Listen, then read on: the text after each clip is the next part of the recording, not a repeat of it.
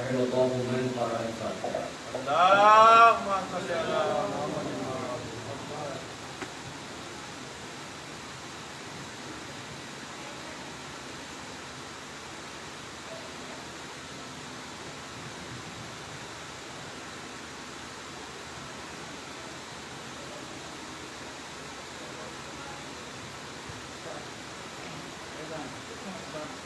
لا حول ولا قوة إلا بالله العلي العظيم.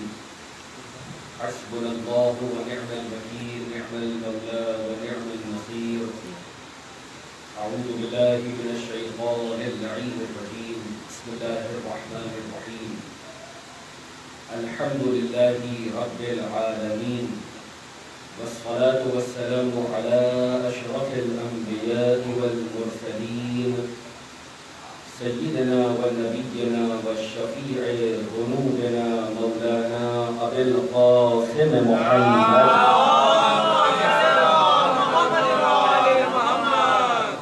وعلى أهل بيته الطيبين الطاهرين المعصومين المنتجبين المنتخبين المظلومين، ولعنة الله على أعدائهم أجمعين من الآن إلى قيام يوم الدين. آمين يا أحكم الحاكمين. أما بعد، فقد قال الله سبحانه وتعالى في القرآن الكريم: بسم الله الرحمن الرحيم. وعلم آدم الأسماء كلها ثم عرضهم على الملائكة. صلوات محمد.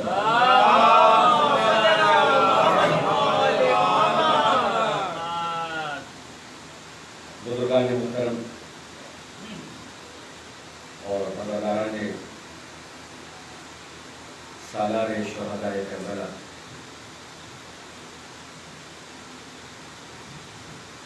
اس عشر زینبیہ کی چوتھی مجلس، جس کو آپ حضرات کی سماعتوں کے نظر کرنے کا یہ سعادت مل رہی ہے، بڑا قدیمی اشرا ہے اور بڑا قدیمی منبر ہے،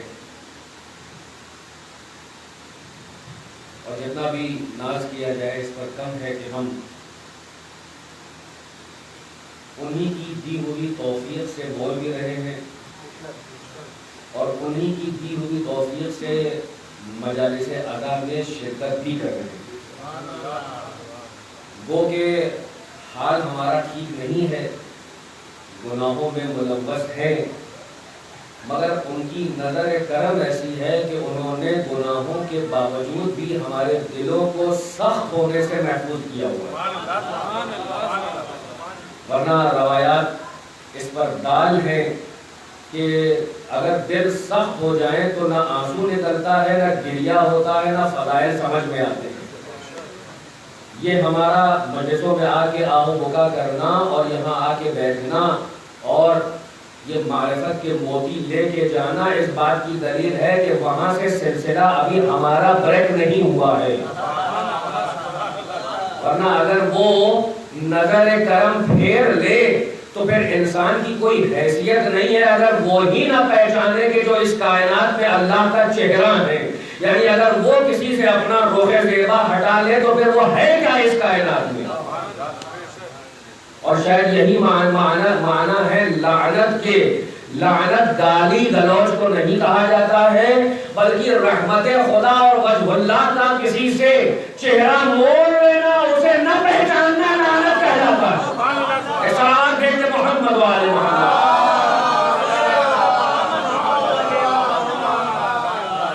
ملعون کون ہے کہ جس کو خدا کہہ رہا ہے کہ I do not know you۔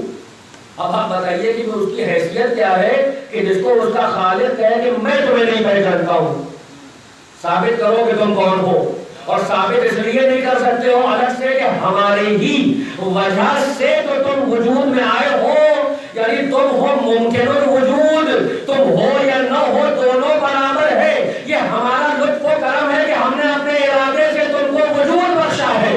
اب اگر ہمارے ارادے کی لاج رکھتے ہو تو ہمیں مانو تاکہ وجود تمہارا ثابت ہو سکے، ورنہ اگر ہمارا ہی انکار کر دو گے اور ہمارے ہی باقی ہو جاؤ گے تو پھر اپنا وجود ثابت نہیں کر سکتے ہو. اس لیے کہ لا یمکن الفرار من حکومتک، اس کی حکومت سے فرار ممکن نہیں ہے، یا تو اس کی حکومت سے باہر نکل جاؤ. کوئی ایسی جگہ بتاؤ کہ جہاں اس کی حکومت نہ پائی جاتی ہو. لہذا جو ان کا نہیں ہے پھر وہ اپنے وجود کے اوپر کوئی دلیل نہیں رکھتا ہے، اس لیے کہ انہی کے صدقے میں ہمیں وجود ملا ہے. اور آپ کا یہاں کی یہاں موجودگی ہے، زکات محبت ہے جو آپ ادا کرتے چلے جاتے ہیں. سلامات بھیجے محمد والے محمد.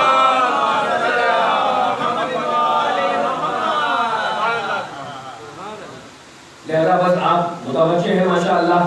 اور میں اپنے مزاج کے حساب ہی سے پڑھوں گا. وہ بزرگ بہتر جانتے ہیں جو خاندانی مزاج ہے کہ ہم نے اصول کو پکڑا ہوا ہے. ہم جو ہے وہ یعنی خود ہماری یہ ڈسکوالیفیکیشن ہے کہ ہم فروعات میں نہیں اترتے، اس لیے کہ ہمارا حق نہیں ہے کہ ہم یہاں بیٹھ کے بزرگوں کو معاذ اللہ موعظہ کریں. ہمارا رول نہیں ہے، ہمارا یہ حق نہیں ہے.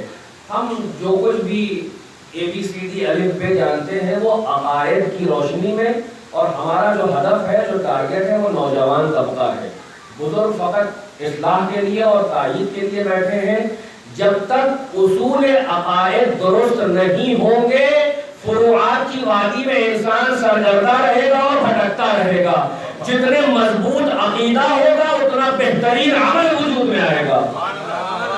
اور اس دور میں جہاں فروعات کی اصلاح کی ضرورت ہے اس سے کہیں زیادہ عقائد کی اصلاح کی ضرورت ہے. اس لیے کہ دشمن تو دشمن اپنے بھی اب عقائد پر لگائے کرتے ہوئے نظر آ رہے ہیں. کوئی صاحب جناب آدم کی خطا ثابت کر رہے ہیں، کوئی محمد و آل محمد کو نور نہیں مانتے ہیں، کوئی ان کی معجزات پہ اپنی عقل کی کلہاڑی لگا کے کوسچن مارک لگا رہے ہیں. مجھے اپنے والد کا جملہ یاد آ رہا ہے کہ دماغ نہیں، ابھی دماغچی لیے ہوئے ہیں اور عقل کل پر اعتراض کر رہے ہیں کہ یہ کام کیسے کر دیا. صلوات کہتے محمد و آل محمد.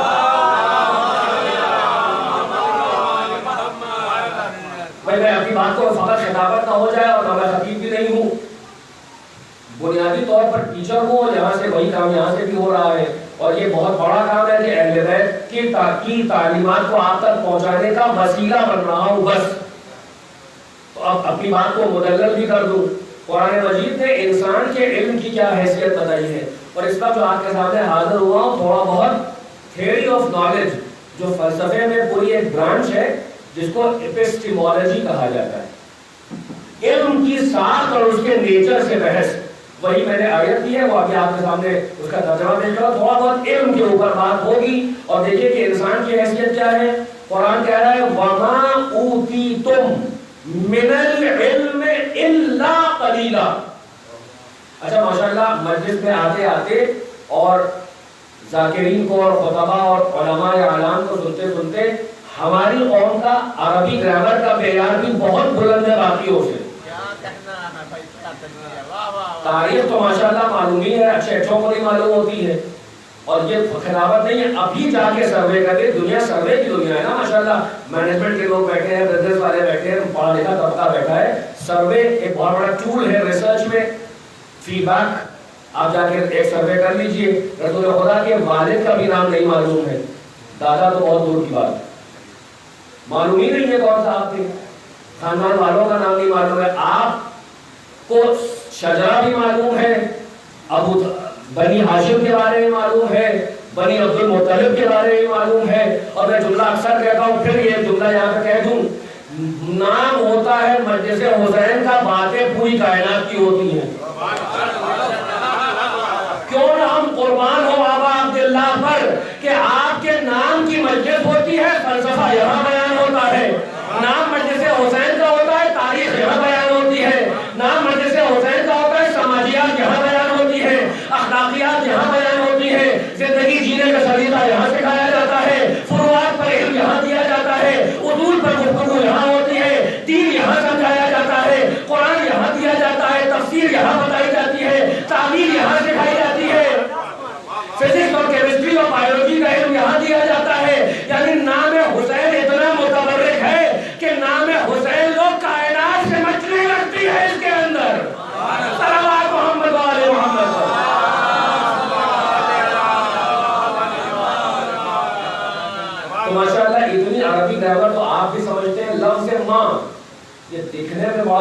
ہوتا ہے میم اور الف، لیکن زبان عربی میں، عربی لینگویج میں لفظ ماں اتنی وسعت رکھتا ہے کہ وسعت کونین اس کے اندر آ جائے. ماں وما اوتیتم، جو کچھ بھی تم کو دیا ہے. اور اس کا دوسرا ترجمہ اگر کیا جائے گرامری کے روپ سے تو نفی میں بھی ترجمہ ہوتا ہے. ایک صلوات بھیجتے محمد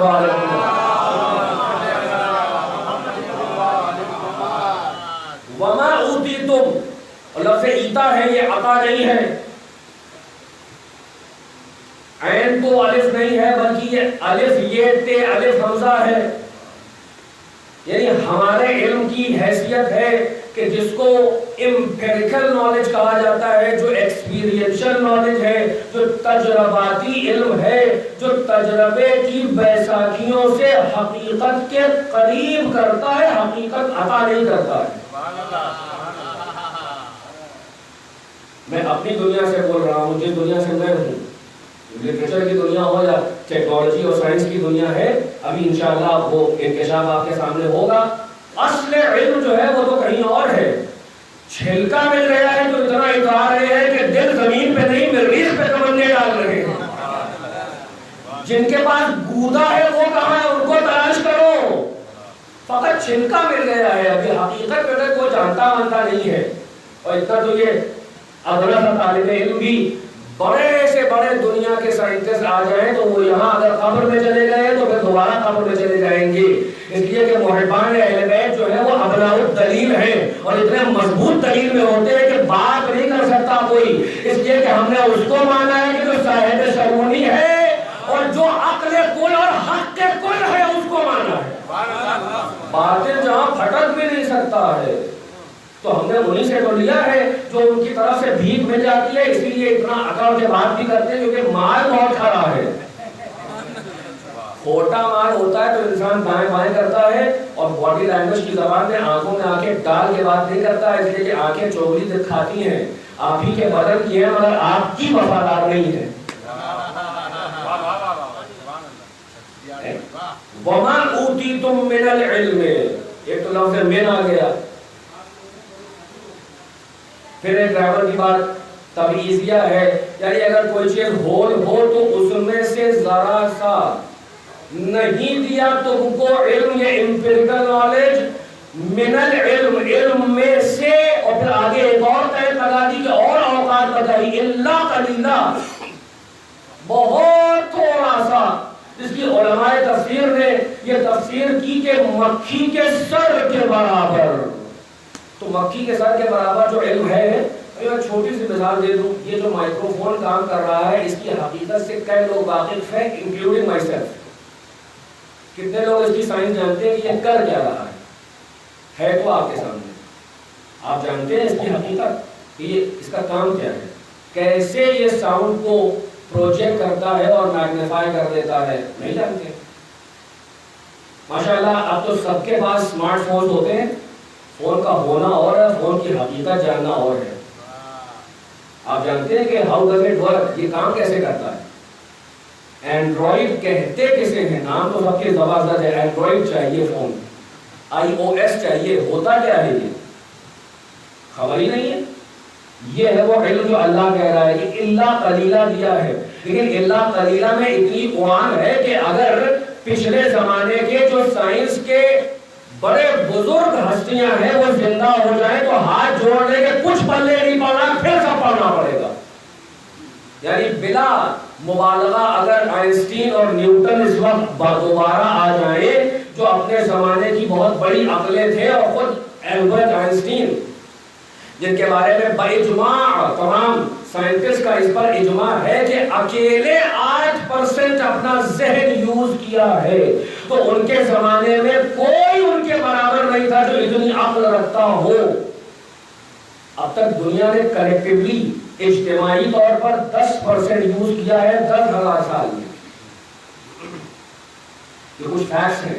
یعنی 10,000 سال کے اندر اب تک 10% استعمال کیا ہے، اور ان میں سے ایک آدمی نے 8% استعمال کیا تو کوئی برابر اس کے نظر نہیں آتا ہے. جو وہ تھیری دے گیا ہے اسی پہ سب سر جھن رہے ہیں.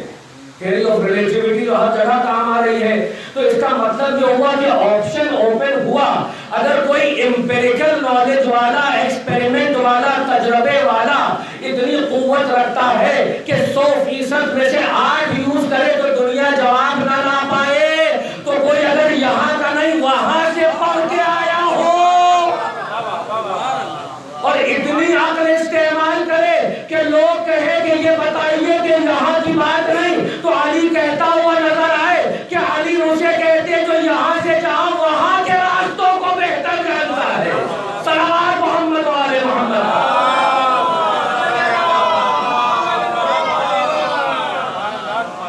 اللہ قلیلہ کی یہ منزل ہے. تو قرآن مجید کی اس آیت کو پڑھ کے آپ کے سامنے حقیقت علم پہ کچھ دیر بات کرنا ہے کہ علم کہتے کسے ہیں.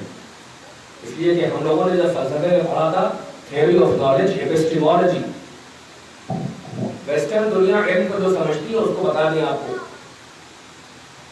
ارشاد رب العزت ہو رہا ہے کہ وَعَلَّمَ آدَمَ الْأَسْمَاءَ كُلَّهَا، ہم نے آدم کو اسماء کی تعلیم دی، سب کے سب جتنے بھی تھے. اور یہاں پر 2 طرح کی روایات ہیں. بعض روایات یہ کہتی ہیں کہ یہ لفظ جو اسماء کلھا ہے اس کو ڈیفائن آگے کا جملہ کر رہا ہے کہ یہ کون سے اسم تھے. اور بعض یہ کہتی ہیں کہ جو کچھ اس کائنات میں شے ہے جو اپنا نام رکھتی ہے سب کا نام اللہ نے عطا کیا. اور معصوم نے کہا کہ جس قالین پہ میں بیٹھا ہوں اس کا بھی نام ان کو بتا دیا تھا. لیکن اس روایت کو ابھی ہٹا کے، اس لیے کہ یہ ہمارا مقصود نہیں ہے، پہلی والی روایت ہمارا مقصود ہے. آدم کو اسماء کی تعلیم دی ہے. اور یہاں سے میرا جملہ آپ اس پہ غور کیجیے گا، اس لیے کہ بس یہیں سے بات پوری شروع ہو رہی ہے. علم میں اسماء دینا اور ہے، حقیقت اسماء کا ہونا اور ہے. تھوڑی دیر اس پہ غور کیجیے گا. میں آپ سے کہوں کہ یہ مائکرو فون ہے، آپ کے علم میں یہ بات آ گئی، مگر کیا آپ اس کی حقیقت تک بھی پہنچ گئے؟ میں کہوں کہ یہ پنکھا ہے، یہ رومال ہے، یہ گھڑی ہے، یہ موبائل ہے، تو نام معلوم ہو گیا، حقیقت کہاں معلوم ہوئی کہ اصل میں یہ ہے کیا؟ قرآن کیا کہہ رہا ہے کہ ہم نے ان کو اسماء کی تعلیم دی اور اس اسماء کو اب ڈیفائن کیا کہ یہ کون سے ہیں. ثم عرضهم علی الملائکہ، پھر ہم نے ان خاص ناموں کو ملائکہ پر پیش کیا. اب یہیں سے قارئین قرآن کو سمجھ لینا چاہیے کہ اہل بیت کے فضائل تب تک سمجھ میں نہیں آئیں گے جب تک کہ یہ صاف نہ ہو. آپ یہاں تعصب رکھ کے آئیں گے اور ہمارے حساب سے علی گڑھ والا تالا اگر لگا دیں گے تو کچھ نہیں ہونے والا ہے. قرآن نے کہا ہے کہ ان کے دلوں پہ تالے لگے ہوئے ہیں تو تالا کھول دیجیے، اس کی چابی بھی ہم بتا رہے ہیں یہاں چلے آیا کریے. یہ یونیورسٹی آف حسین ہے، یہ اچھے اچھے زرہے تالے کھول دیتی ہے. صلوات ہے محمد والے محمد.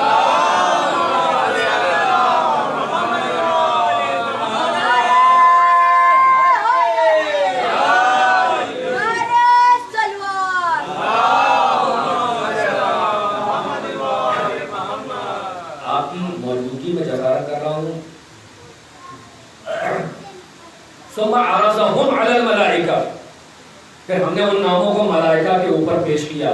اب یہیں سے دیکھیے یہی قرآن پڑھنے کا لطف تب آتا ہے کہ جب فضائل اہل بیت سمجھ میں آنے لگے. اس لیے کہ قرآن یہ بزرگ علماء کا قول ہے کہ قرآن ہے کیا؟ قصیدہ ہے محمد و آل محمد. محبت کے زاویے سے، محبت کی عینت سے دیکھیں. اب دیکھیں یہ میرا جملہ نہیں ہے میرے والد کا جملہ، میں اس کو کوٹ کروں. گرامر نہ سنی ہوتی نہ شیعہ ہوتی. ابھی تک تو ہم نے نہیں سنا ہے، جو کچھ شدھ بدھ معلوم ہوا ہے کہ کوئی صاحب کہیں کہ نہیں یہ حنفی گرامر الگ ہے اور مالکی الگ ہے اور امامی گرامر الگ ہوتی ہے. ایڈجیکٹو اور پروناؤن اور ورب یہ جو ہے یہ کوئی سنی شیعہ والے نہیں ہوتے. ایڈجیکٹو ہوتا ہے، پروناؤن ہوتا ہے. یہ جو عرضہ کے بعد دو چشمی ہے اور میم آیا ہے لفظ ہم، عربی گرامر میں یہ ان زبان کے لیے استعمال ہوتا ہے جو ذوی العقول ہوتی ہیں. تھوڑا سا گاڑا ہو گیا، آسان کر دیں. یعنی ان لوگوں کے لیے یہ پروناؤن ہم استعمال ہوتا ہے کہ جن کے پاس عقل بھی ہو، شعور بھی ہو، علم بھی ہو. غیر ذوی العقول کے لیے ہم استعمال نہیں ہوتا. تو اب یہ ہم بتا رہا ہے کہ یہ اسماء جو ہیں وہ انہی کے ہو سکتے ہیں جو صاحبان عقل و علم و شعور تھے.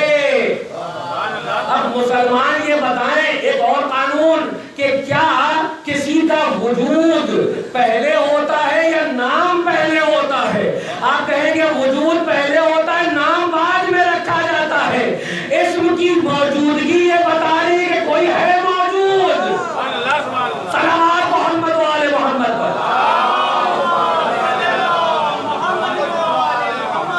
اب پوچھئے مسلمانوں سے اور حافظین قرآن سے کہ یہ وہ کون ہستیاں ہیں جن کو آدم کے سامنے پیش کیا گیا ہے اور ملائکہ کو مورد امتحان قرار دیا گیا ہے؟ یہ کن کے اسماء ہیں؟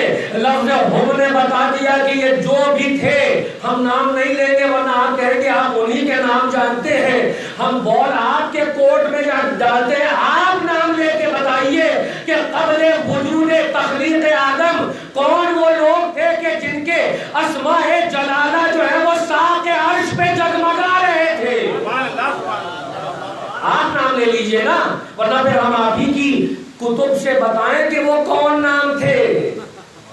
پٹی پڑی ہے روایات کہ رسول خدا نے کہا کہ ہم محمد و آل محمد اور پنجتن کے نام جنت کے دروازے پہ آویزاں ہیں، ساق عرش پہ لکھے ہوئے ہیں، ہر شے پہ ہمارے نام کی تجلی ہے. اگر ہمارا نام نہ ہو تو یہ وجود جو ہے، جو بھی چیزیں ہیں وہ سنبھل نہ پائیں. یہ ہمارے اسماء کی برکت ہے کہ ان کو وجود حاصل ہے. اس کا مطلب کہ قبل وجود آدم کچھ ایسی ہستیوں کو ماننا پڑے گا جو عقل بھی رکھتی تھی، جو شعور بھی رکھتی تھی اور جو سجدے سے مستثنا تھی. ہر ایک کو سجدے کا حکم تھا. یہ جبین آدم میں آئے تو آدم مسجود ملائکہ بن گئے. صلوات محمد و آل محمد.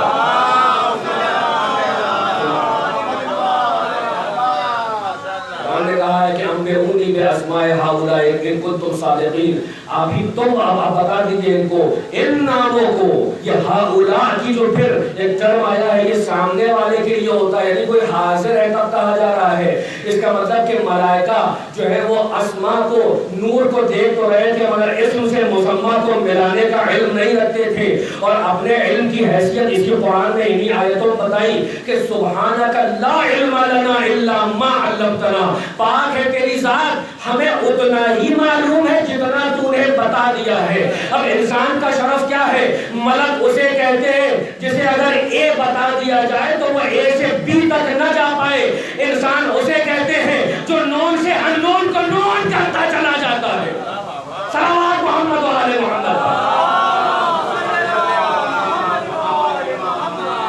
آدم کا شرف کیا تھا کہ اسم کو دیکھا، مسمى کو دیکھا، کہا یہ محمد ہے، یہ علی ہے، یہ فاطمہ ہے، یہ حسن ہے، یہ حسین ہے. تو اب مجھے کہنے دے کہ آدم کو جو نبوت عطا ہوئی ہے وہ کس کے صدقے میں عطا ہوئی ہے اور کس علم کے سبب سے عطا ہوئی ہے؟ یعنی آدم ہے پنجتنی، جو پنجتن کی معرفت رکھتا ہے تو صدقے میں نبی بنا دیا جاتا ہے. تم پنجتن سے بول ہو کے اپنے انسانیت کا شرف گھٹا رہے ہو. اگر انسانیت کا شرف چاہتے ہو تو ان سے محبت کرنا سیکھو. صلوات محمد و آل محمد. یہ جناب آدم کہ جن کو اسماء کا علم دیا گیا ہے، تعلیم اسماء ہے اور یہ حقیقت اسماء نہیں جانتے. اس کی وجہ کیا ہے؟ اس کی دلیل سن لیں کہ اگر حقائق سے بھی آدم واقف ہوتے تو پھر شیطان جو بہروپ بن کر کے جنت ارضی، یہ بھی اپنے چھوٹے بچوں اور بھائیوں کے لیے، بزرگ اس سے کہیں بہتر جانتے ہیں، یہ وہ جنت نہیں ہے جو جنت خلود ہے جہاں آدم کو رکھا گیا تھا.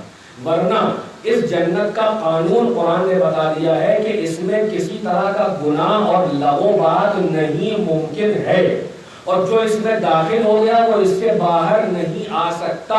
ہم فیہا خالدون کی منزل ہے. آدم و حوا کو جنت خلود میں نہیں رکھا گیا تھا، یہ جنت ارضی ہے. اسی زمین پر ایک بلند مقام پر ایک جنت عدن جو ایک خوبصورت باغ تھا وہاں رکھے گئے تھے، وہ بلند مقام پہ تھا. وہاں سے نیچے آئے ہیں، یہ آسمان سے نیچے نہیں آئے ہیں، یہ بات یاد رکھیے گا. ورنہ اگر یہ جنت خلود ہوتی تو اس میں شیطان داخل نہیں ہو سکتا تھا.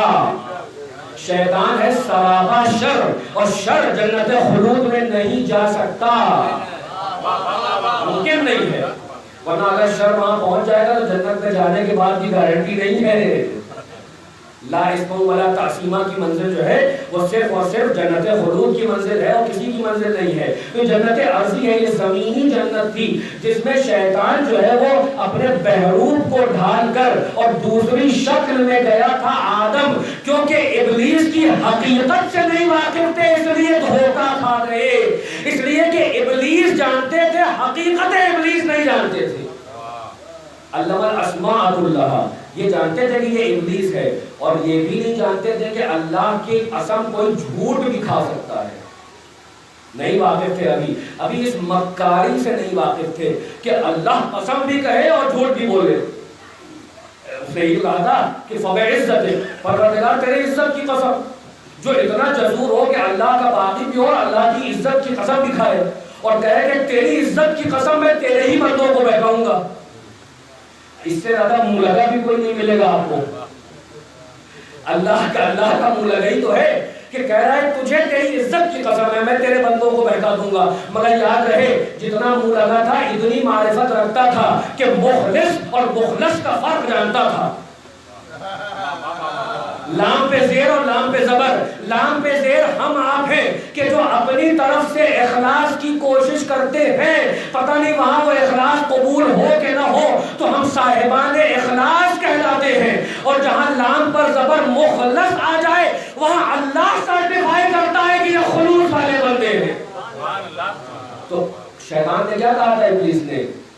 ہم ہر ایک کو بہکائیں گے الا لعبادک المخلصین، مگر ان کو نہ بہکا پائیں گے جو تیری طرف سے اخلاص لے کے دنیا میں آئے ہیں. یعنی اتنا جانتا تھا کہ جو زیر والے ہیں وہ تو زیر ہو جاتے ہیں، مگر جو زبر والے ہیں وہ ہم سے زیر نہیں ہوتے ہیں.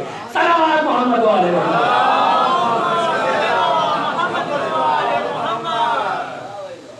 آدم جو ہے وہ حقیقت ابلیس سے نہیں واقف تھا، ورنہ دھوکہ نہیں کھانا چاہیے تھا. اسی لیے نمونے اس دنیا میں دکھائے گئے ہیں کہ دیکھو جناب آدم علیہ السلام کو دیکھو اور فخر آدم کو دیکھو. آدم وہ ہے کہ جو ابلیس کے بہروپ میں آ کر اس کی بات مان لے گئے اور ترک اولا کر دیا.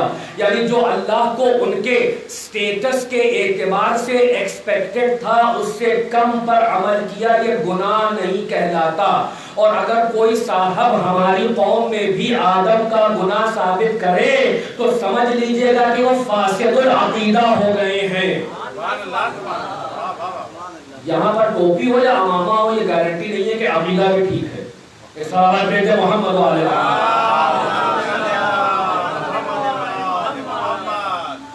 آپ سمجھ کے کون صاحب ہیں؟ باقاعدہ انہوں نے تمام علماء امامیہ پر ضرب لگا دی ہے کہ سب کے سب خلاف قرآن چلے گئے ہیں. قرآن کہہ رہا ہے کہ عصا آدم و ربہ، آدم نے اپنے رب کا گناہ کیا، جب کیا تو کیا ماننا پڑے گا. ان کو یہ نہیں معلوم ہے کہ عیون اخبار الرضا جو ہماری بہت بڑی کتاب ہے شیخ صدوق نے لکھی ہے، اس میں بسند معتبر امام علی ابن موسیٰ الرضا علیہ السلام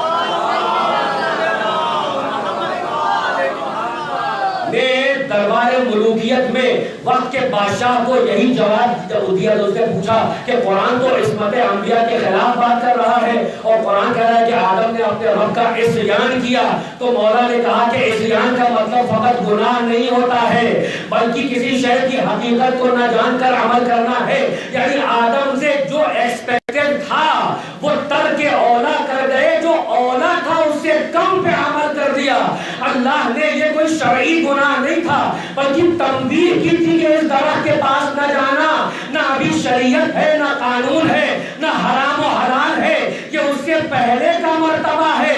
لہذا انبیاء عصمت معاف ہوا کرتے ہیں، مگر یہ جو بھول چوک نظر آتی ہے یہ عصمت کے منافی لمحہ آتا ہے کہ جو ان کے مقام سے ایکسپیکٹڈ تھا اس سے کم پر عمل کر لیتے ہیں، اسے گناہ نہیں کہا جاتا۔ تو امام کہیں کہ گناہ نہیں کہا جاتا، آپ امام کے ماننے والے ہوتے ہیں، گناہ کہا جاتا ہے۔ تو ہم امام کی مانتے ہیں، آپ کی نہیں مانتے ہیں، اس لیے کہ ہم نے مذہب اہل بیت سے لیا، آپ سے نہیں لیا ہے۔ صلوات بھیجیں محمد علیہ۔ اب موقع نہیں ہے کہ بیان کیا جائے کہ اگر آپ نے جناب آدم کا ایک گناہ مان لیا تو پھر ہر عمل میں ڈاؤٹ آ گیا۔ یہی ہمارے بالخصوص ایک کتاب ہے الفین علامہ ہلی کی، 1000 اس میں دلائل دیے ہیں انہوں نے امامت کے اوپر۔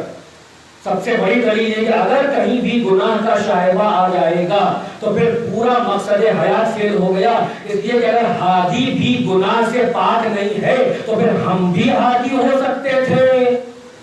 اور یہ کیسے معلوم ہوگا کہ یہ جو میسج ہے یہ خدا ہی کی طرف سے ہے، شیطان کی طرف سے کیوں نہیں ہے؟ یہ بائیفرکیشن کس نے کیا کہ وہی پہنچانے میں معصوم ہے، باقی گناہ کر لیا کرتے تھے ماشاءاللہ۔ یہ آپ کا عقیدہ ہوگا جہاں آپ نے رسول اللہ سے گناہ صغیرہ بھی کروا لیا تاکہ امت مسلمہ انفیریورٹی کمپلیکس کا شکار نہ ہونے پائے، یعنی اتنا گھٹایا کہ اپنے جیسا تک بنا لیا۔ تو سوال یہ ہے کہ جب وحی آتی تھی تو یہ کون دلیل اور ثبوت دے گا کہ اس وقت یہ معصوم تھے؟ اس لیے کہ رسول کہے کہ میں معصوم ہوں تو یہ بات قابل قبول نہیں ہے، اس لیے کہ آپ تو گناہ بھی کرتے ہیں، ہو سکتا ہے اس کو بتانے میں بھی خطا کا شکار ہو۔ آئیے گناہ ثابت کیجئے، پھر دیکھیے پوری شریعت پر کوسچن مارک آ جائے گا۔ اسی لیے عقل کا تقاضا ہے کہ اس کو ہادی مانا جائے جو 24/7 ہر طرح کے گناہ سے پاک ہو، تاکہ وہ نمونہ عمل بن سکے اور گناہ میں اس کی اتباع نہ ہونے پائے۔ ورنہ اگر گناہ کر رہا ہے اور مومن اتباع کر رہا ہے تو اس نے اللہ کے ہادی کی گناہ میں اتباع کر لی، اور ایسا کوئی ہادی نہیں ہے جو گناہ میں اتباع کرائے۔ لہذا ہادی کو مطلق معصوم ہونا چاہیے۔ صلوات بھیجتے محمد علیہ۔ تو یہ جناب آدم ہے، اس لیے کہ وہ نہیں پہچان پائے، ان کو اسماء کی حقیقت معلوم تھی، اسماء معلوم تھے، حقیقت وجود نہیں معلوم تھا کہ یہ شے ہے کیسی۔ اور جب اسی نے ترقی کیا تو میں اس بات کو پیش کر دوں کہ دیکھیے اسی لیے یہ واقعات رکھے گئے ہیں۔ فخر آدم کا واقعہ کیوں ہے؟ سید سجاد کا واقعہ اسی لیے رکھا گیا کہ دیکھو جناب آدم علیہ السلام کی منزل پہچانو اور ان کے وارث اور ان کے فخر کی منزل پہچانو۔ کیوں ہمارے ائمہ تمام انبیاء سے ماں سوائے رسول اللہ افضل اور برتر ہیں؟ اس کی دلیل یہ واقعات ہیں کہ زندان میں ہے اور سجدے میں ہے، اور جہاں بھی ابلیس بہروپ بدل کے آیا ہے اور سانپ کی شکل میں آیا ہے، لیکن استغراق عبادت میں کوئی فرق نہیں آ رہا ہے، اس لیے کہ یہ علم لدنی کے مالک ہیں، یہ فقط اسم نہیں جانتے ہیں، مسمى سے بھی واقف ہیں۔ اور اس نے انگوٹھا چبانا شروع کیا کہ شاید ہم حملہ کر کے کامیاب ہو جائیں، لیکن خود ہی دشمن جب دلیل دے دے تو بڑی مضبوط بات ہوا کرتی ہے۔ جب استغراق میں فرق نہ آیا اور سید سجاد کا سجدہ طولانی ہونے لگا تو جھلا کے یہ کہتا ہوا چلا انت زین العابدین، ارے آپ ہی تو عبادت گزاروں کی زینت ہے۔ صلوات بھیجتے محمد علیہ۔ سمجھ گیا کہ یہی وہ مخلص بندے ہیں زبر والے کہ جن پر ہمارا زور نہیں چلتا ہے، کیونکہ یہ ہمارے وجود کی حقیقت سے واقف ہے۔ اور کیوں واقف ہے اس کو سن لیں، بات کو آخری مرحلے میں لے آؤں۔ کسی شے کا جسے آپ علم کہتے ہیں، آخر یہ ہے کیا؟ اپنی بہت آسان کر کے پیش کروں، اس لیے کہ فلسفہ بگاڑنا بہت آسان ہے، لیکن فلسفے کو ڈائلیوٹ کر کے آسان کر کے آپ تک پہنچا دینا یہ بڑا مشکل کام ہے۔ امام خمینی نے ایک بڑی پیاری بات کہی تھی، ان کی جو کتاب ہے 40 حدیث، اس میں آپ جب تفسیر سورہ حمد بیان کرتے ہیں آخر میں ایک باب ہے، اس میں کہتے ہیں کہ انبیاء اور مرسلین کی ایک مصیبت کا اندازہ لگا، کیا یہ عارف باللہی ان نکات تک پہنچ سکتے ہیں؟ کہتے ہیں کہ مثال کے طور پر کوئی، اب یہ میری اپنی مثال ہے کہ ان کی مثال پیش کرتا ہوں۔ مثلا ایک صاحب ہے جو کمپیوٹر سائنس کے ٹیچر ہیں پڑھاتے ہیں بی ٹیک اور ایم ٹیک کو، کہا جائے نرسری کے بچے کو کمپیوٹر سائنس بتانا ہے، سکھانا ہے، بنیادی باتیں فنڈامنٹل ہی سکھا دیجیے، ہے مشکل کام کے نہیں ہے. کہا جائے ذرا سا الگورتھم بتا دیجیے کہ یہ ہوتی ہے، صرف بتا دیجیے، وہ بیچارہ ابھی اے بھی نہیں جانتا ہے، کتنا مشکل کام ہے. کمپیوٹر کوڈنگ بتانا ہے، اب کیسی زبان استعمال کرے وہ کہاں پر ہے، وہاں پر، بچہ کہاں ہے، یہاں ہے، یعنی کتنا طویل سفر کرنا ہے، کتنا مشکل سفر کرنا ہے. اپنی حالت کو چھوڑ کر اتنے نیچے آنا ہے کہ ان کی سطح پر آ کر ان کی عقل اور ان کی زبان کے مطابق اس حقیقت کو یہاں دینا ہے. اب امام خمینی جملہ سنیے، عالم بالا اور عالم الغیب اور میٹا فزیکل دنیا کی باتیں یہاں بتانا ہے، جبکہ انسان مادیت کا پتلا ہے، مادی باتیں زیادہ سمجھتا ہے، اور یہ جو باتیں ہیں جو ما بعد الطبیعیات یعنی میٹا فزیکل جو آنکھوں سے نظر نہیں آتی ہیں، وہاں کی بات یہاں لا کے بتانا ہے، اور وہ زبان استعمال کرنا ہے کہ ان کو سمجھ میں آ جائے. اب سمجھے کار انبیاء کتنا مشکل ہوتا ہے. امام خمینی کہتے ہیں جیسے کسی مادرزاد اندھے کو بتانا کہ سورج کیا ہوتا ہے اور روشنی کیا ہوتی ہے. آپ اندازہ لگائیں کہ آپ کے سامنے ایک ایسا ایک شخص ہے کہ جس نے کبھی روشنی دیکھی ہی نہیں ہے، اس کو سمجھانا ہے کہ سورج اور اس کی روشنی کیسے سمجھائیے. انبیاء اور مرسلین کی دیکھیں لینگویج کتنی مشکل کام ہوتا ہے. ان لوگوں سے بات کرنا ہے جو مادیت میں غرق ہیں، جو شرک میں غرق ہیں، جو اندھیروں میں ڈوبے ہوئے ہیں. اب سمجھے کہ مصطفیٰ کا کام کیا تھا. شرک کی گھٹا ٹوپ وادیوں سے، جہالت نہیں جاہلیت کی گھٹا ٹوپ وادیوں سے لوگوں کو نکال کر راہ ایمان پر جو لے آئے اور آدمی سے انسان بنا دے اسے مصطفیٰ کہا جاتا ہے. اصطلاحات دیتے محمد و آل محمد.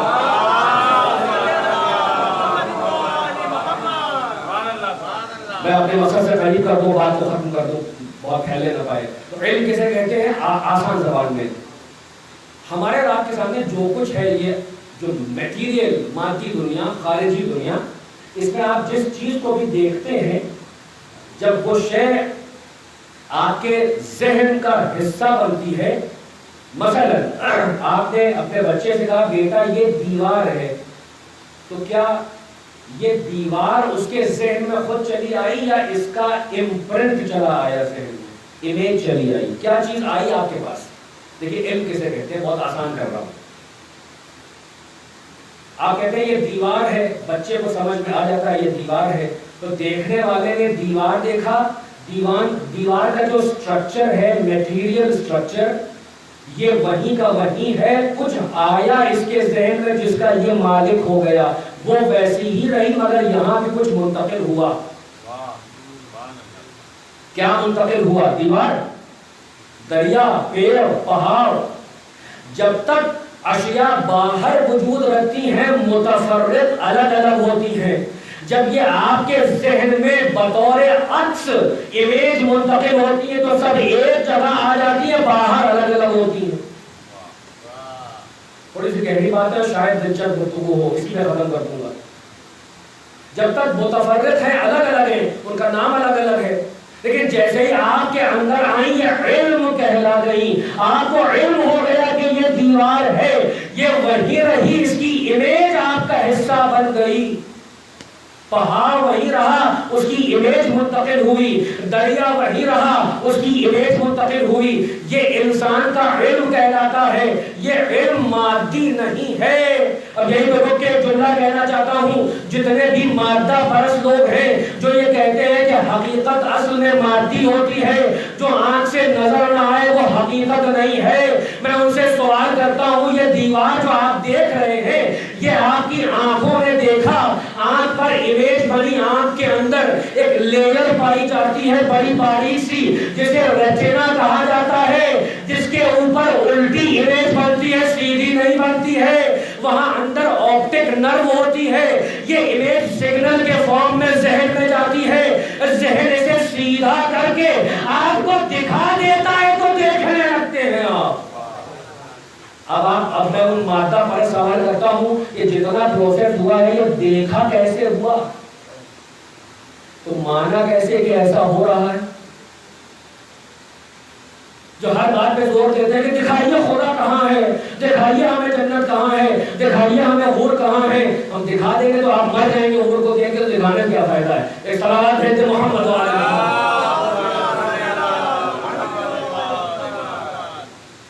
ماشاءاللہ. دو اعلی دین حضرات بیٹھے ہیں اور میری تائید کے لیے یہاں بیٹھے ہیں.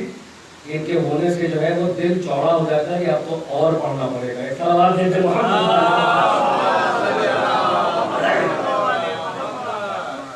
تو جو جتنے بھی مادہ پرست ہیں جو یہ کہتے ہیں کہ جس کو انگریزی میں پورا ایک فلسفے کا ایک برانچ ہے پوزیٹیوزم، ان کا کہنا ہے کہ جو کچھ بھی حقیقت ہے وہ 5 سینسز کے گرفت میں آئے گی. ہوا سے خمسہ میں اگر نہیں آتی ہے تو موجود ہی نہیں. اتنا بچکانی یہ بات ہے کہ چھوٹا بچہ بھی اس کو ریفیوٹ کر دے. سوال یہ ہے کہ جس علم کے غرے میں آپ نے یہ پورا فلسفہ گڑھا ہے وہ علم مجرد کر کے دکھائیے کہ ہے کہاں ایگزسٹ کرتا ہے. اب یہ طالب علم کا ایک سوال ہے، where does knowledge exist؟ علم کہاں وجود رکھتا ہے؟ ہمیں ان آنکھوں سے دکھائیے، علم دکھا دیجیے ہمیں. بس ساری بنیاد علمی پہ ہو رہی ہے نا، علمی منہ شگافیاں ماشاءاللہ. ذرا سا کچھ ابھی کہا تھا نا دماغچی ہے اور سمجھتے چلے ہیں اپنے کل کو رکھے ہیں. دماغ نہیں، دماغچی، جس کی اوقات کیا ہے، ما اوتیتم علم من العلم الا قلیلا کی منزل والا، اس کو دیکھنے چلا ہے جو علم کل کا مالک ہے، جس کے لیے قرآن کہہ رہا ہے علمک ما لم تکن تعلم. سب کا سب دے دیا جو ہے. اس عقل کل کو آپ سمجھتے چلے ہیں تو اپنی حیثیت بھی تو پہچانیے. اب ہمیں ذرا علم کو سامنے اس کا وجود دکھا دیجیے ہے کہاں. اور ابھی آپ نے سوال کیا دیوار دیکھا تو دیوار تو یہاں ہے. دیوار کا کی امیج آنکھ میں آئی، آنکھ میں ریٹنا پہ بنی، ریٹنا پہ الٹی بنی، الٹی کو آپٹک نرو نے سگنل میں کنورٹ کیا، سگنل نے ذہن تک پہنچایا، ذہن نے اسے سیدھا کر کے آپ کو بتایا کہ یہ دیوار ہے. یعنی اتنے محتاج ہے کہ آنکھ نہ ہو اور یہ کمپوننٹس اور برین نہ ہو تو دیکھ نہیں سکتے ہیں. مقابلہ اس سے کرنے چلے جو عین اللہ رکھتا تھا اپنے پاس، جو ہنگامے قتال صلبوں کا معائنہ کیا کرتا تھا، اس سے مقابلہ کرنے چلے. صلوات بھیجتے محمد علیہ وسلم.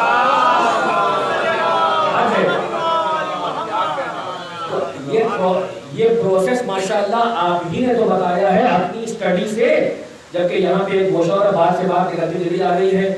کس نے ویریفائی کیا کہ ہوتا بھی ایسا ہے؟ کیونکہ ایک ٹرم یوز کر رہا ہوں پورے ادب کے ساتھ، آپ اپنی فیلڈ کے مجتہد اور آیت اللہ ہیں، تو جو آپ کہتے ہیں وہ مان لیں. کیا آپشن اوپن نہیں ہے کہ آئیے تحقیق کر لیجئے، اس کے علاوہ کچھ ہے تو آپ بتا دیجئے. تو میں یہ جملہ میں نے کئی بار یہ بات کہا ہے، پھر کہہ دوں کہ بہت سے لوگ نئے ہیں. جب سائنس کی دنیا میں یہاں پر بیٹھے ہوئے 99% لوگوں نے جو کچھ کتاب میں انٹرمیڈیٹ یا اس کے آگے تک پڑھا تھا اس کو خود اپنی ذات کے تجربے میں نہیں لائے، نہ لیب میں گئے، نہ ویریفائی کیا، بلکہ باعث گروہ صادق و امین کے کہنے پر ان حقائق کو آمنا صدقنا کہہ کر مان لیا، تو یہ بلائنڈ فیتھ نہیں ہے تو اور کیا ہے؟ اور مذہب کے ماننے والوں پر اعتراض ہے، اندھی تقلید کرتے ہیں. نہ جنت دیکھا، نہ جہنم دیکھی، نہ صراط دیکھا، نہ میزان دیکھا، نہ حشر دیکھا، نہ حشر دیکھا، کچھ دیکھا نہیں ہے، سارا ادھار کا سودا ہے. اب میں دنیا سائنس سے سوال کرتا ہوں، آپ نے کیا دیکھ دیا ہے؟ الیکٹران دیکھا ہے؟ اپنے بارے میں بتائیے. فلاں نے دیکھا، اس کی ہم گارنٹی نہیں لیتے. آپ نے دیکھا ہے؟ وہ ذرہ بھی ہے، وہ ویو بھی ہے، آسانی سے دکھتا بھی نہیں ہے. ماشاءاللہ یہ انجینئر صاحب بیٹھے ہوئے ہیں، ہائزنبرگ's انسرٹینٹی پرنسپل. الیکٹران ایک ہی وقت میں ذرہ بھی ہوتا ہے اور انرجی بھی ہوتا ہے، دکھتا ہی نہیں بڑی مشکل سے. اور قرآن کہہ رہا ہے سبحان الذی خلق الازواج کلھا، اس کائنات میں جو کچھ ہے ہم نے اس کا زوج بنایا ہے. یہ آج کی دنیا بتا رہی ہے کہ الیکٹران اکیلا پارٹیکل نہیں ہے، اس کا اینٹی پارٹیکل، اینٹی الیکٹران بھی پایا جاتا ہے. اس دنیا میں اس کائنات میں احدیت فقط اس کی شان ہے، جو بھی ہے وہ واحد ہے. اسی لیے محمد و علی کے نور کو واحد کہا تھا، احد نہیں کہا تھا. یہ برابر کے دو ٹکڑے ہیں، جو ٹکڑوں میں بٹ جائے وہ واحد ہوتا ہے، جو نہ آدھا اور دو اسے احد کہا جاتا ہے. صلوات محمد و علی محمد.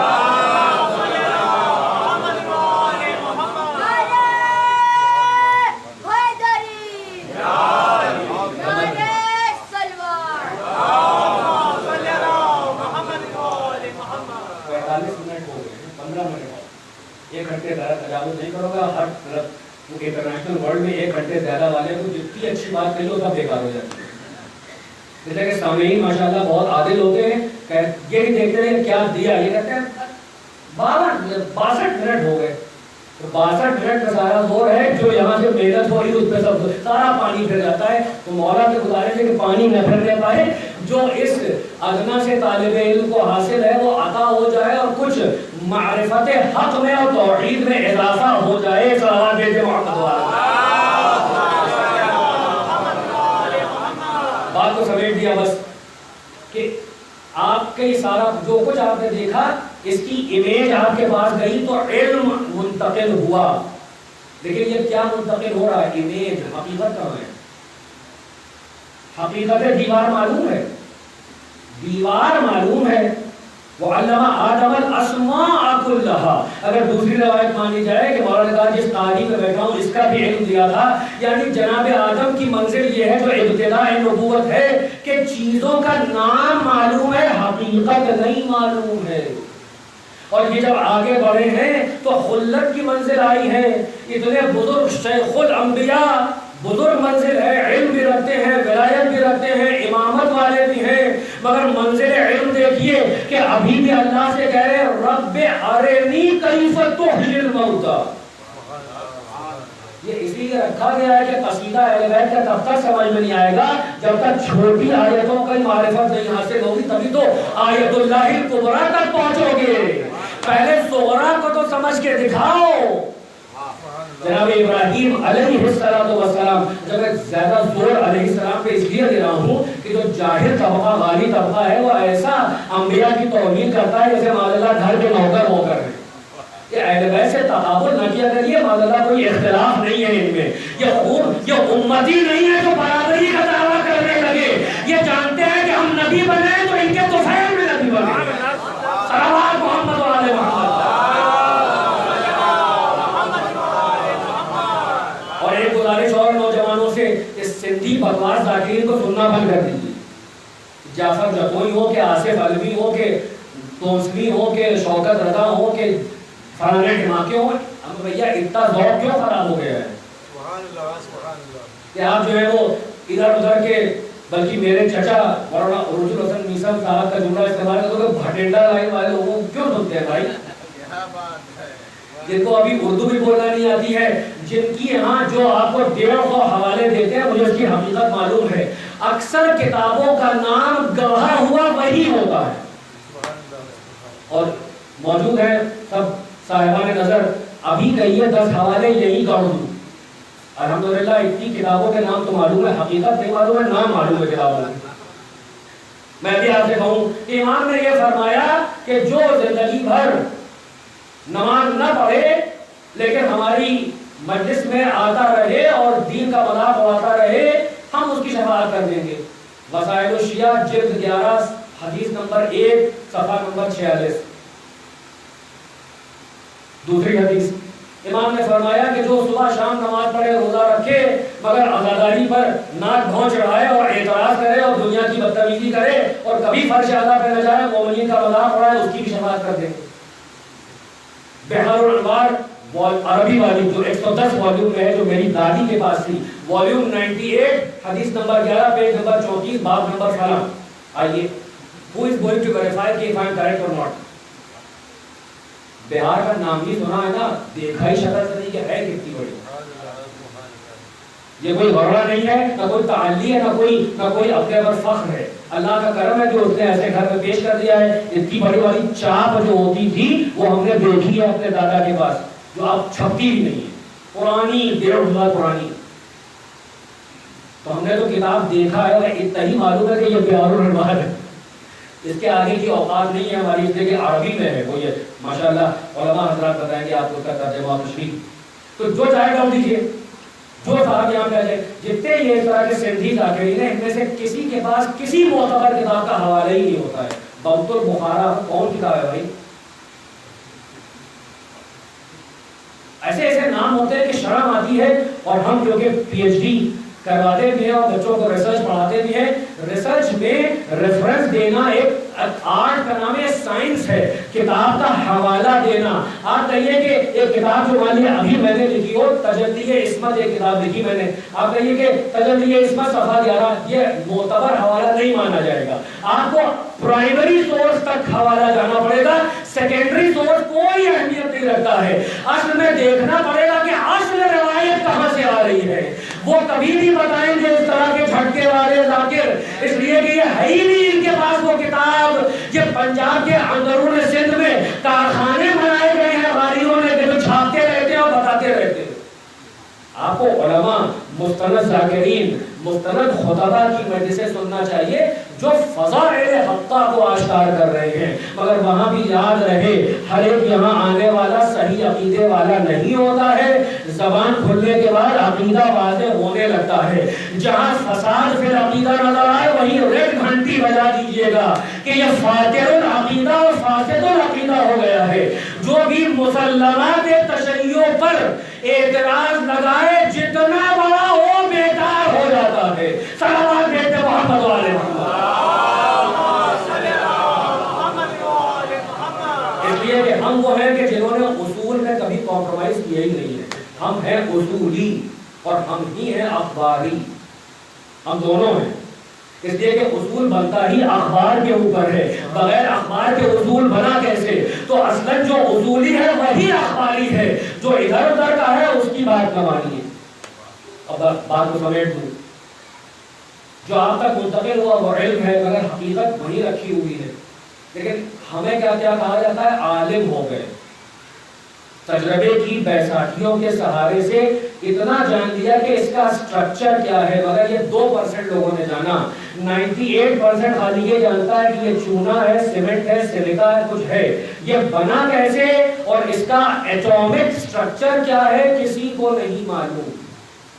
اور جب معلوم بھی کرنا چاہیں گے تو پھر الیکٹران مائکروسکوپ لا کے دیکھنا پڑے گا۔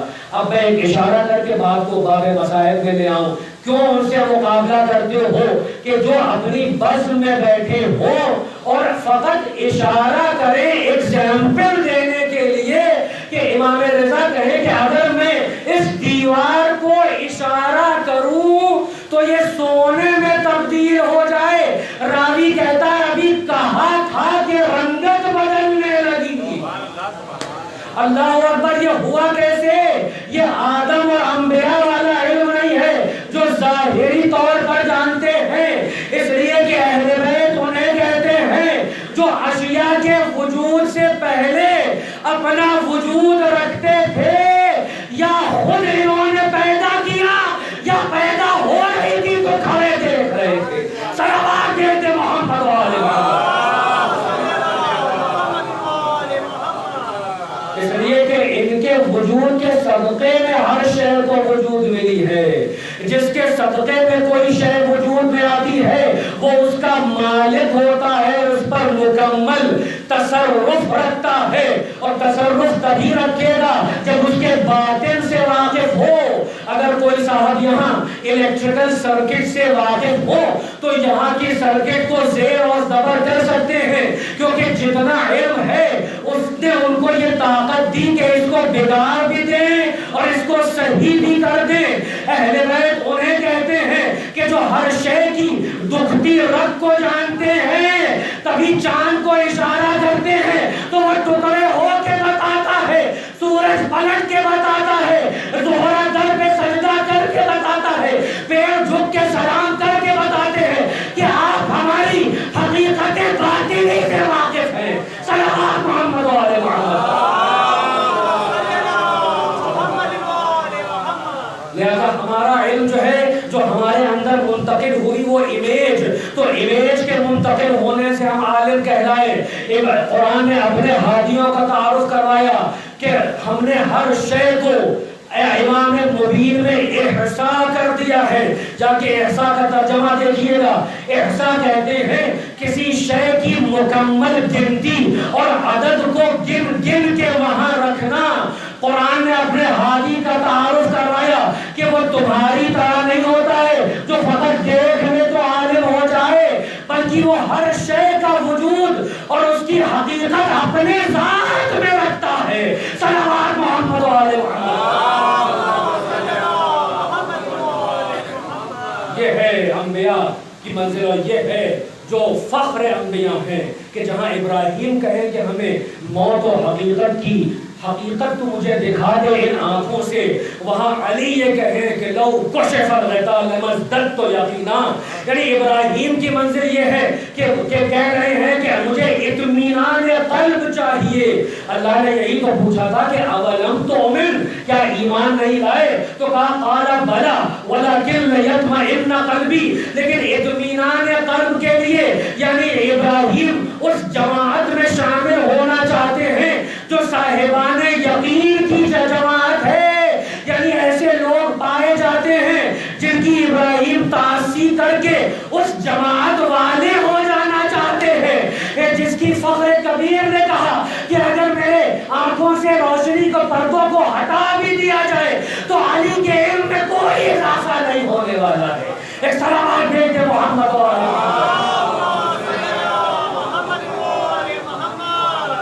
یہ وہ ہستیاں ہیں کہ جن کے پاس اللہ کا حقیقی علم یا مظہر علم خدا ہے، کہ جو لوگوں کی حقیقت سے واقف ہیں، کائنات کی حقیقت سے واقف ہیں، ہر شے کی نقطی رنگ جانتے ہیں، اس کا باطنی اسٹرکچر جانتے ہیں، اسی لیے تصرف کر کے ولایت سے اس شے کو زیر اور زبر کر دیتے ہیں۔ ہاں عزیزان محترم، امام حسین کو آپ کوئی معاذ اللہ مجبور نہ سمجھیے گا، ورنہ مقتل کی روایت گواہ ہے کہ جب بھی کوئی تیر امام کے پاس آتا تھا تو امام ہے اولی الامر، اور اولی الامر 12 ہی ہے، اس کے 14 یا 14 مان لیجئے، 14 کے علاوہ جو ولایت کبریٰ رکھتے ہیں، اور ہم نے کسی کو اولی الامر نہیں مانا ہے۔ اولی الامر کی پہچان یہ ہے کہ ہر شے اس کی اطاعت کرتی ہے۔ روایت بتاتی ہے کہ جب لوہے کا تیر آتا تھا تو مولا سے پوچھتا تھا کہ مولا اجازت ہے تو رکھ جائیں، عجب نہیں کہ تاریخ دانوں کے حوالے کیا ہو کہ حسین کو مظلوم لکھنا مجبور نہ لکھنا۔ اس سے بڑھ کے اور روایت ہے کہ جہاں پر بہت سے خطبے دیے ہیں روز عاشور، اور یہی تو کہا تھا قصر ساز سے کہ ذرا اپنے گھوڑسواروں کو اور اپنے ان ساتھیوں کو خاموش کر لے، میری بات جو ہے وہ پہنچ نہیں پا رہی ہے۔ تو وہ کہتا ہے کہ اے ابا عبداللہ کیا بات کر رہے ہیں آپ، بھلا میں ان سواریوں کو ان سواروں کو کیسے روک سکتا ہوں؟ کہیں تلوار کی جھنک ہے، کہیں لوہا ہے، کہیں گھوڑا ہے، ان کو روکنا میرے بس کی بات نہیں ہے کہ سناٹا ہو جائے۔ تو روایت کہتی امام مسکرائے گا یہی اقتدار رکھتے ہو اور سالار ہو اس لشکر کے۔ ایک اشارہ کیا، جو گھوڑا جہاں پہ تھا، جو پتلی جہاں پہ تھی، جو سم جہاں پہ تھا، جو آدمی جہاں پہ تھا، وہ وہیں تھم گیا، ایک ہو کا سناٹا نظر آیا۔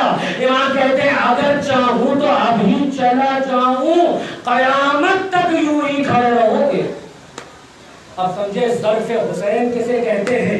یہ شہادت اجباری نہیں ہے کہ یزید گھیر کے لے آیا ہے، بلکہ یہ کسی عالم کا جملہ ہے کہ یزید اور اس کے بعد کی کیا اوقات ہے کہ وہ حسین کو گھیر کے لائے۔ ارے حسین یزید کو یہاں لے کے آیا ہے، حسین ہے جو قصر سعد اور شمر کو کربلا میں لے کے آیا ہے۔ اس لیے کہ حسین کے نانا نے بتایا تھا کہ عصر عاشور ہوگا، وہ نشیب ہوگا اور وہ پتھر ہوگا جہاں پہ تیرا سوکھا گلا رکھا جائے گا، اور اے حسین ارے شمر ملعون ہوگا، ارے اس سینے پر بے ادبی کرے گا، ارے جس گلے کو رسول چوما کرتے تھے۔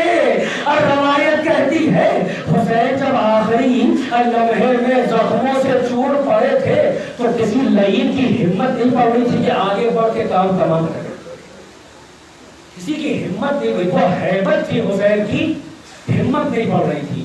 آخر میں نکلا تو یہی ملعون جو مبروس بھی تھا. اور وہ گستاخی کرتا ہے کہ اب یہ روایت کے جملے نہیں ہیں مگر ذاکرین کو اتنا حق ہے کہ زبان حال سے کہہ سکے، اس لیے کہ یہ عقیدہ بھی ہے اور معتبرہ روایت سے ثابت بھی ہے کہ صدیقۃ الکبریٰ نے ارے بقیع چھوڑ دیا اور فقط کربلا نہیں زندان شام تک ساتھ رہی ہے. ارے دکھیاری ماں کیسے اپنے بیٹے کو تنہا چھوڑ دی. ہاں فاطمہ کی صدا گونج رہی ہوگی، ارے شیم ہٹ جا میرے بیٹے پر.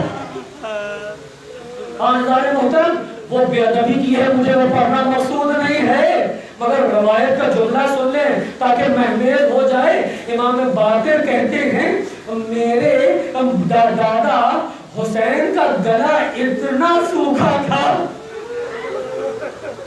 تصور شرط ہے مئی جون کا محرم آپ کو یاد ہوگا نا، 10 محرم کو زبان باہر آنے لگتی ہے. اگر ننگے پیر ہم کربلا جاتے ہیں تو ہماری جو ہے وہ تلوا جلنے لگتا ہے اور پیاس سے بےتاب ہونے لگتے ہیں. اور رمضان میں کیا حال ہوتا ہے؟ ارے وہ حسین کہ جو فقط 3 دن کا بھوکا پیسہ نہیں ہے، جس نے کب پانی پیا کوئی روایت نہیں بتاتی ہے. اتنا گلا سوکھا تھا کہ امام کہتے ہیں ایک تو کند خنجر اور اس پر سے ایک وار میں جب گلا نہیں کٹا تو کہتے آئے میرا جد حسین. ارے 12 مرتبہ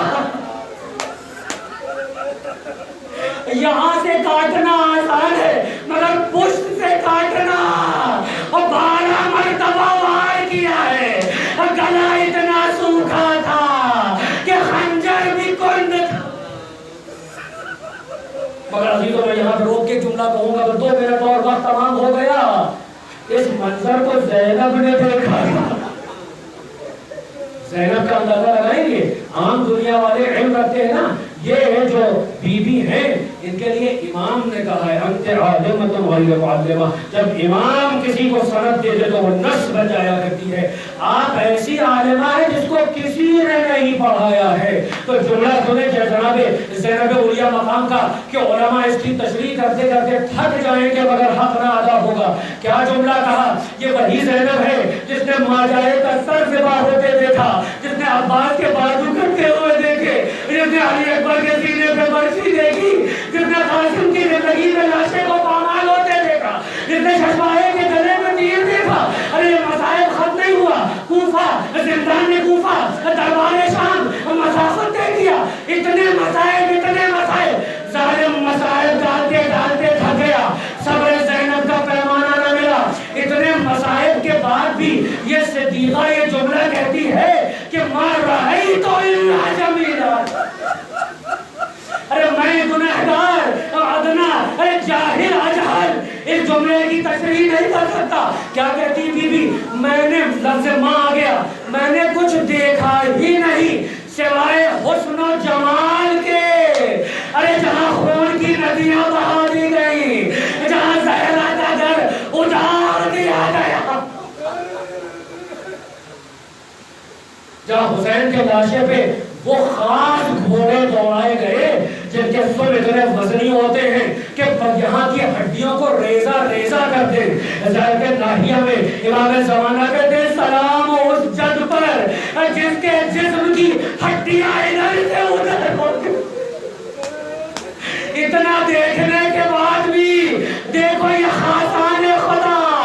ارے حسن و جمال یہ ہے عرفان زینب. مگر میں کہوں گا بی بی ارے ہم بہت گنہگار ہیں، ہم اسی لیے آپ کا مسائل پڑھتے ہیں، ہم سے برداشت نہیں ہوتا. مگر ہم اتنے گنہگار ہیں کہ ابھی سن کے جائیں گے مگر بھول جائیں گے. ایک عالم ربانی کا واقعہ زینب تمام، ارے وہ ایران کا واقعہ ہے. وہ ایک مجلس میں بیٹھے تھے اور روضہ خان جب پڑھتے پڑھتے مسائل اس جملے پہ آیا کہ دخلت زینب ابن زیاد. ہائے زینب بے مقنع چادر جب دربار زیاد میں داخل ہوئی. راوی کہتا ہے وہ عالم ربانی ارے بے ہوش صاحب اسمت ارے جناب زینب اور